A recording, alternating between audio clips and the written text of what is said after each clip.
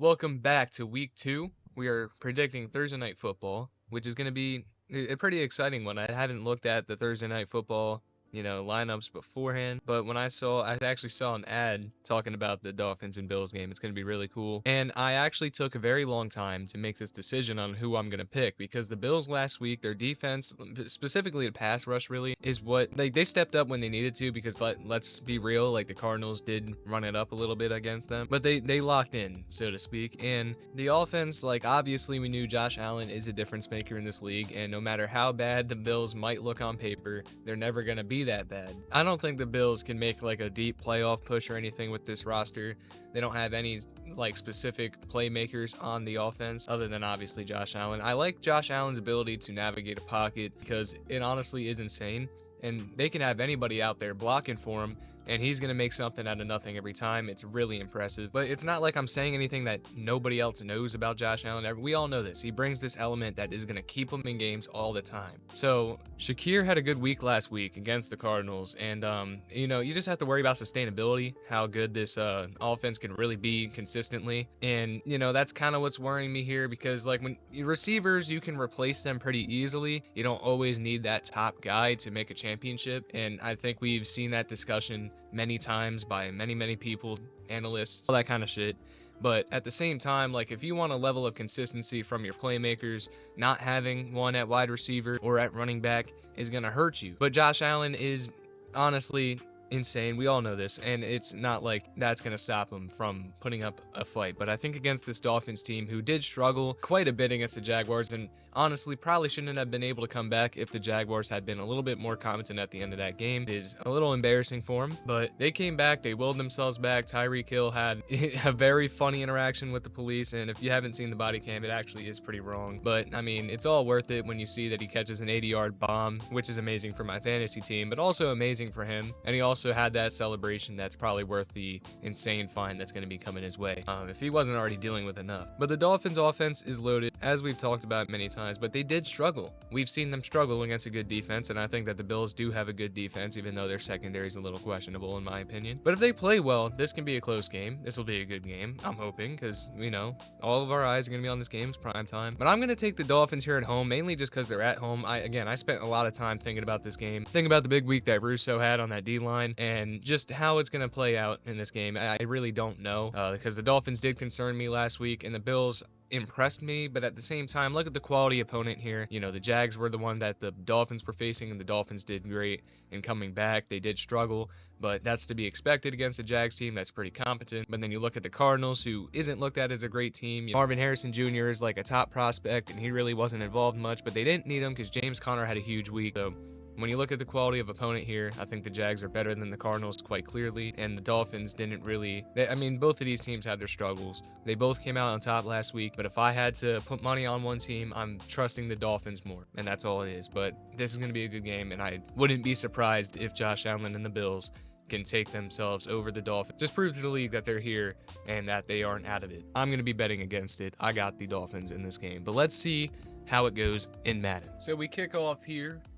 I almost said Sunday Night Football. Dude, sometimes I swear to God, I think I'm slow. So this is an important drive here in the fourth quarter for the Bills to get back into this game. 1st and 10 from the opponent's 40. They truthfully need to get on the board, preferably a touchdown.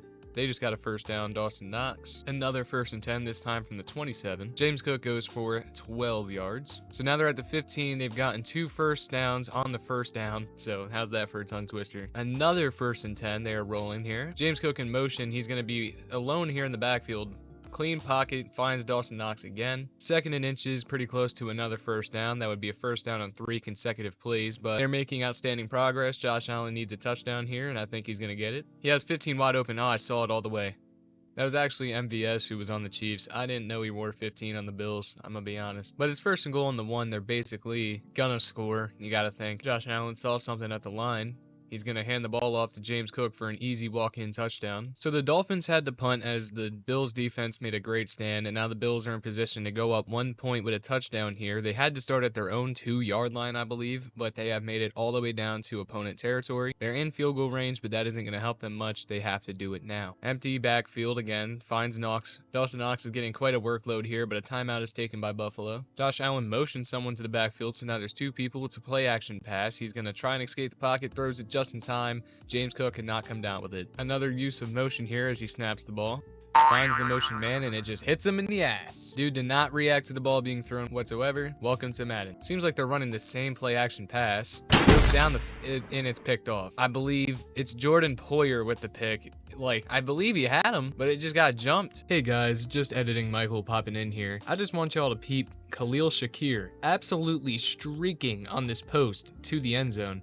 And Josh Allen just missed him, I guess. That would have been a free touchdown. And I understand for any of those smart people out there that want to tell me the free safety crashed down on Josh Allen after he threw the ball. The free safety was not in a position to make a play on the ball if Josh Allen aired it out to Shakir there. So I don't know what he was thinking. This was just a more brain-dead pick than I even noticed at first. Tyreek Hill had 6 receptions, 105 yards for a touchdown there. The Bills had 2 timeouts, and their defense came up huge for him again, so the Bills actually do have a chance. And it was just actually an abysmal punt. How do you only punt it 35 yards? Fines, oh my goodness.